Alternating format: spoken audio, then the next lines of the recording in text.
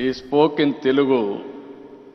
You will be remembered forever in Vijayawada. That is how he is very shrewd for networking.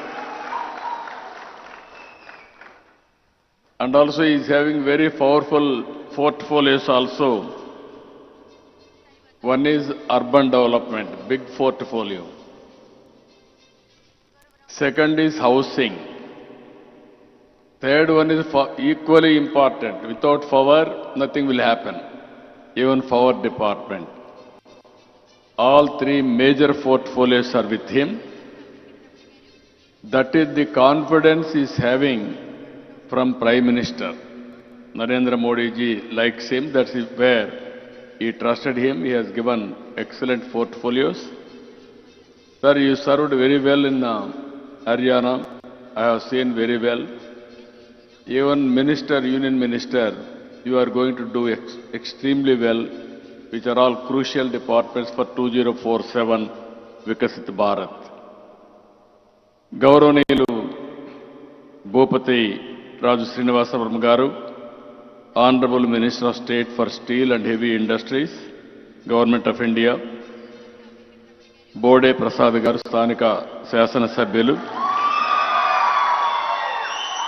సహచర మంత్రివర్గ సభ్యులు గొట్టిపాటి రవికుమార్ గారు, కొలుసు పార్సార్థి గారు, కొల్లు రవీంద్ర గారు, నారాయణ గారు, అదేవిధంగా యార్లగడ్డ వెంకట్రావు గారు విప్ గారు, అనురాధ చీఫ్ విప్ గారు, కొనకళ్ళ నారాయణ గారు ఆర్టీసీ చైర్మన్, కాగితం కృష్ణప్రసాద్ గారు గౌరవ శాసనసభ్యులు, వర్ల కుమార్ రాజా గారు ఎమ్మెల్యే, వెనుగండ్ల రాము గారు గౌరవ శాసనసభ్యులు, వీరే కాకుండా విజయానంద్ గారు special chief secretary, Ajay Jain గారు special chief secretary, and Vishal Kapoor గారు సిఇఓ ఈఈఎస్ఎల్. ఈరోజు మిమ్మల్ని చూస్తే చాలా సంతోషంగా ఉంది, ఒక నమ్మకం కూడా వచ్చింది. ఒక పిలిపిస్తే అందులో కూడా ఆన్లైన్లో రిజిస్ట్రేషన్ చేసుకోమంటే చాలా తక్కువ సమయంలో 1 లక్ష ఉద్యోగాన్ని ప్రమోట్ చేయాలనుకుంటే వారంలో 12,000 మంది రిజిస్ట్రేషన్ చేసేసుకున్నారు మీరు. దాన్ని బట్టి చూస్తే నాకు అనిపిస్తుంది, ఏదైతే నేను టెక్నాలజీ గురించి మాట్లాడుతున్నానో మీరు ఇంటి దగ్గర కూర్చొని డబ్బులు సంపాదించుకునే పరిస్థితికి వస్తున్నారు. ఇది శుభ పరిణామం అని చెప్పి మరొక్కసారి రిజిస్టర్ అయిన అందరినీ, ఉద్యోగీర్స్ అందరినీ మనస్ఫూర్తిగా అభినందిస్తున్నా. మా అంగన్వాడీ టీచర్స్ అందరూ వచ్చారు. వాళ్ళు పాపం పిల్లల్ని ఆడించాలంటే కష్టమైతే ఇంకొక పక్క వంట చేయడం చాలా కష్టంగా ఉండేది.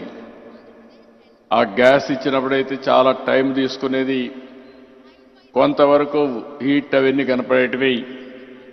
ఇప్పుడు ఏదైతే కొత్తగా ఇచ్చినటువంటి ఈ స్టవ్స్ ఇవన్నీ ఇచ్చిన తర్వాత చాలా సులభంగా తక్కువ సమయంలో వంట చేసే పరిస్థితి వస్తూ ఉంది.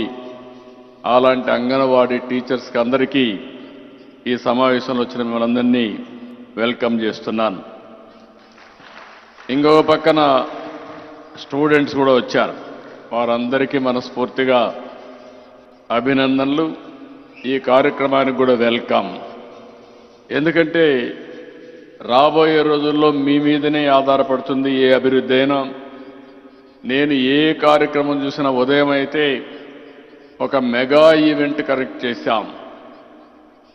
ఒక పక్క విద్యార్థులు, స్టూడెంట్స్ అందరూ, ఇంకో పక్క టీచర్లు, ఇంకో పక్క పేరెంట్స్ని, ఇంకో పక్క గవర్నమెంట్ అందరం కలిసి ఒక మెగా ఈవెంట్ చేశాం. 43,000 స్కూల్లో ఒకే రోజు ఒకే సమయంలో పేరెంట్స్ కమిటీ మీటింగ్ పెట్టింది ప్రపంచంలోనే మొదటిసారి అని చెప్పి కూడా నేను మీకు తెలియజేస్తున్నా. దీనివల్ల ఒక బాధ్యత వస్తుంది, ఒక కమిట్మెంట్ వస్తుంది. ప్రభుత్వం ఏం చేయబోతున్నాం చెప్పేదని కూడా అవకాశం వస్తుంది.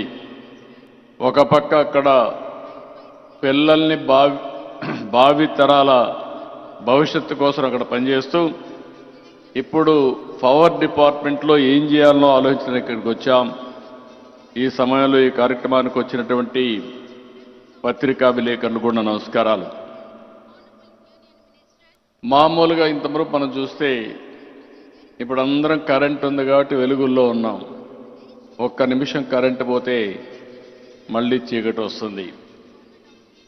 ఏ రాష్ట్రంలోనైనా సరే తలసరి విద్యుత్ వినియోగం ఎలా ఉంది అనేది ఒకసారి చూసుకుంటే అది ఆ రాష్ట్ర ప్రగతికి చిహ్నం. ఎంత కరెంట్ ఎక్కువ వాడుతున్నామంటే అంత ఎక్కువ తలసరి ఆదాయం కూడా వచ్చే పరిస్థితి వస్తుంది. ఇది ఇండికేషన్. అందుకే ఇంధన రంగానికి చాలా ప్రాముఖ్యత ఉంది.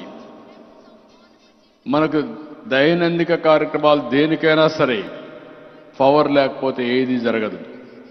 ఒక లైటింగ్ కావచ్చు, ఒక ఇంటికి కావాల్సిన పరికరాల ఫ్యాన్ కానీ, ఏసీ కానీ, ఇంకొక పక్క ఒక వ్యవసాయానికి కానీ, ఇంకా రాను రాను మీరు చూస్తే పరిశ్రమలు కానీ, కమర్షియల్ కానీ, ఇంకా మళ్ళీ రాబోయే రోజుల్లో మీరు చూస్తే ఒక లైటింగ్ కావచ్చు, ఒక ఇంటికి కావాల్సిన పరికరాల ఫ్యాన్ కానీ, ఏసీ కానీ, ఇంకొక పక్క ఒక వ్యవసాయానికి కానీ, ఇంకా రాను రాను మీరు చూస్తే పరిశ్రమలు కానీ, కమర్షియల్ కానీ, ఇంకా మళ్ళీ రాబోయే రోజుల్లో మీరు చూస్తే ఎలక్ట్రికల్ వెహికల్స్ కూడా వచ్చేస్తున్నాయి.